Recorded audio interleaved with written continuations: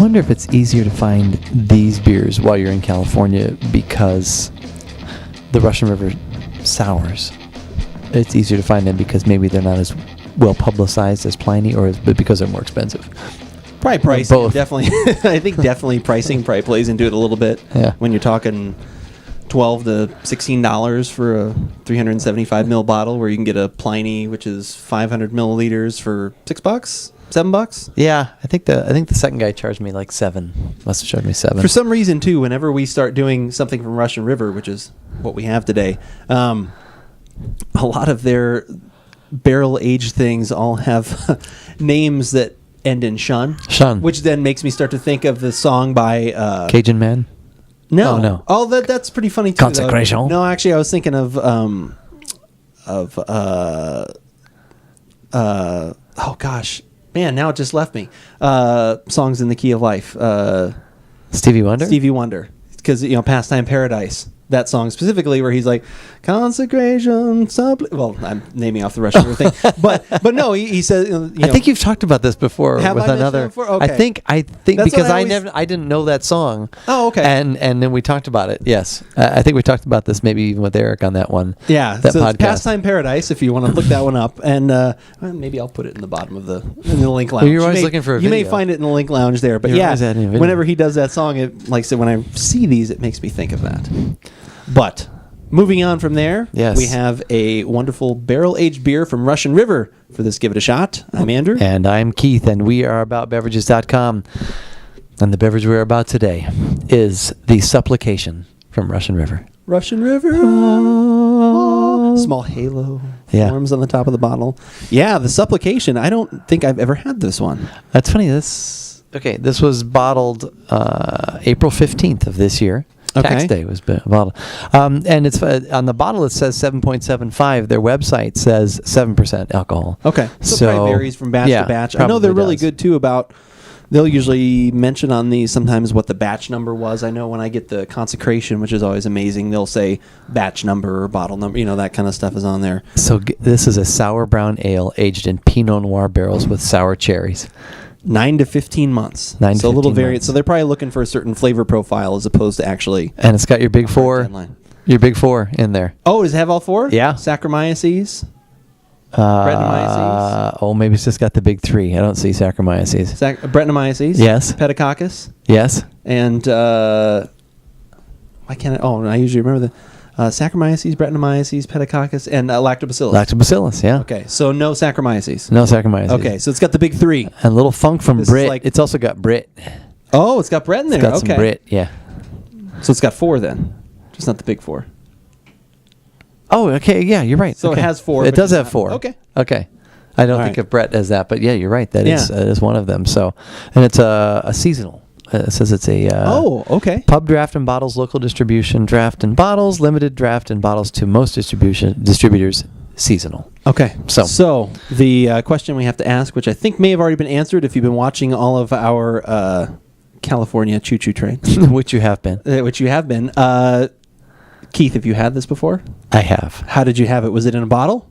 No. It was on draft. Biscuits. You had it in draft? At my neighborhood. It was in my neighborhood when I was vacationing in San Diego. At neighborhood in San Diego. So it was on draft. Yes. But then the next day when I went to I actually got this at the Olive Tree Market that we spoke about on the last podcast. I got this there. It was $13.49, but actually this was the only one that was priced at $13.49. All the others were priced at $14.49. I actually brought it to the guy, the clerk, the guy checking me out. I brought it to his attention, but he saw all the other beers I was buying, and he's like, I would just go ahead and take advantage of the fact that there's some life in there. Yeah. Wow. He said I would just go ahead and just not worry about it. You're buying enough other beer here, so he's not going to worry about that dollar. He wasn't worrying about that dollar, so I appreciated that. So, but that's just the kind of guy I am. I'm honest, but I did find the one that all the others I was like, they all say $14.49. So you made sure to grab. So I grabbed that one, but then like I said, then I brought it to his attention too. So I can already just pouring there. I already got a waft. Oh, there is a little hint of something in the air there. Yeah. Love is in the air. Well, everywhere I look around. Oh, you look around. Okay. The Supplication boat. Unfortunately, this one was poured in. It was a smaller amount when it was on draft as well. I bet. Probably like a 10 ounce. So, but still. Wow, even 10 ounces. That's pretty I think good. it was probably a 10 ounce. It was a smaller. Maybe 8 ounce. I don't think it was only 8 ounce. Maybe it was. It seemed like it was more than that, but I knew it wasn't a 16. Wow, So. definitely getting some darker colors now. Still orangey, but now more like coppery. Yeah, I would say copper. Copper, yeah. A little cloudy little copper. reddish note in there. Definitely. Well, you said brown, sour brown? That's what it says, yeah. Does anyone have any idea this picture that's on the front of this bottle, what that's about? It looks like some sort of medieval torture device or a very bad gardening tool. Yeah, I was going to say maybe like a pitchfork sort of thing, but those almost look like pencils coming out of there. Or is it something hanging from the ceiling? Or is it a seismograph? Is it a chandelier? Yeah, who knows what that is? But if anyone knows out there that watches our videos, please let us know. Or even if you're from Russian River and want to tell us exactly, that would be awesome. Because I have seen that graphic before, and I never knew exactly what that was. So, yeah.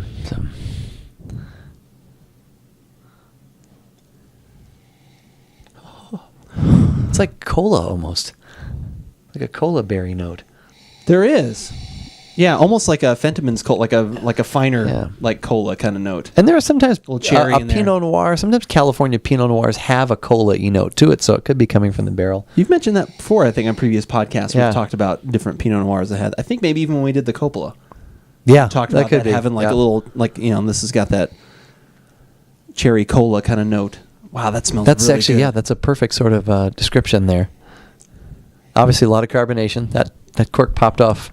Yeah, that did. I was kind of not ready for that. Usually I've gotten to be quite adept at taking these off, and usually I do the very slow, and then right when I get to the top, I let a little air come out. That one surprised me. Boy, it's just a very, like, lighter, too. It's not, like, heavy. It's that, like I said, the cola berry, and I don't get a lot of funkiness in there. It's like a fruit forward kind of Pinot Noir, lighter. Like I said, it's not the heavier. Although Pinot Noirs don't get too heavy, but like I said, it's more of the lighter notes of that. Shall we? Yes.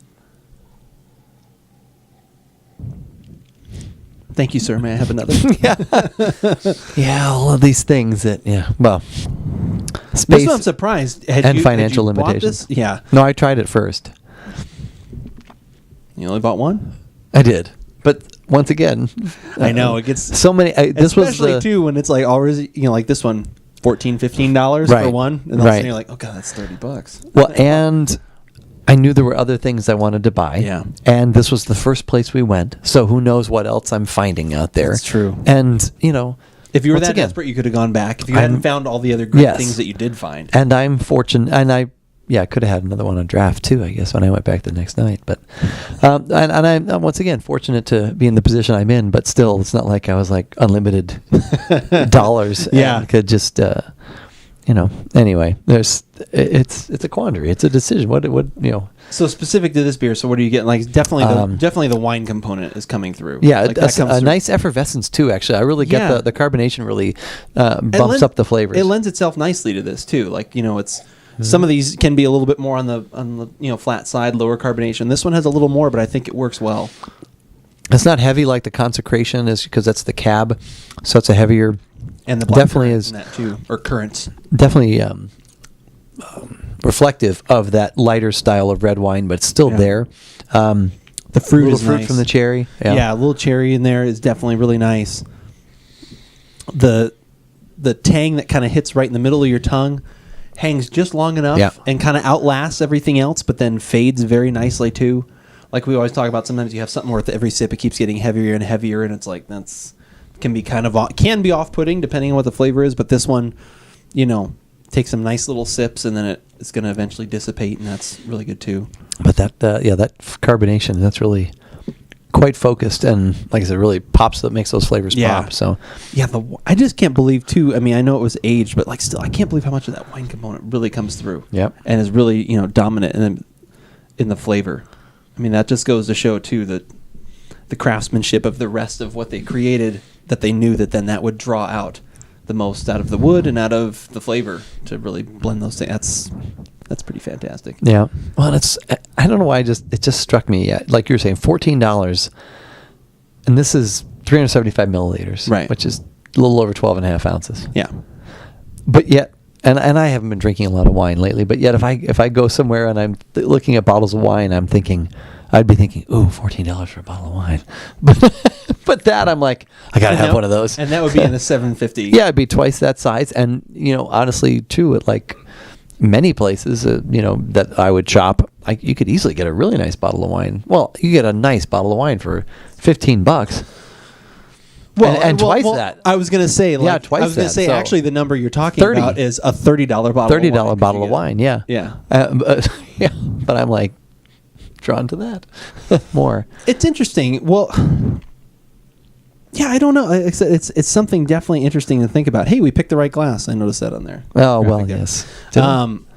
It's definitely something interesting to think about, because what makes someone go, ooh, at that price, and then this price is completely okay. Right. Because I've had the same thing where I've, like even when we're buying, we're spending $15 on the New Belgium or different other, sour things, and it's like I don't bat an eye anymore. Like I said, I don't buy like a ton of them, but I know it's like, okay, I do want to get that one. Right.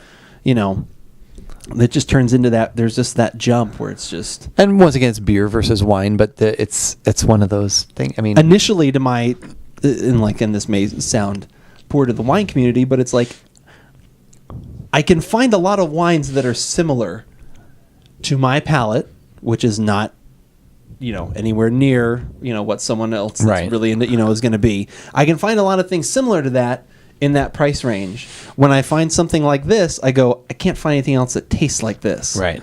This has its own unique quality because I drink so many of these things that taste like that then that's what makes me go, I'm going to spend the extra money for it. I think maybe that's, to me, part of it.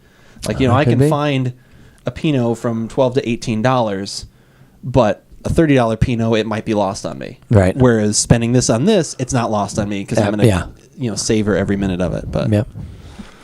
Well, what also you Things should to savor, discuss. though, and discuss could be any of these beers at AboutBeverages.com. Head on over to the website, and you can find our tasting notes for this, as well as where it hits on our recommendation scale. And while you're there, definitely check out everything else that is going on. Send us an email if you have any comments or any other ideas about Russian River, other places that you've purchased it.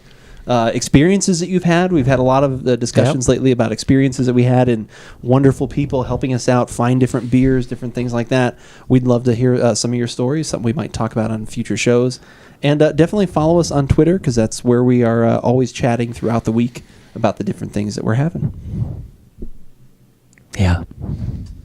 But whether we like it or not, you should give it a shot.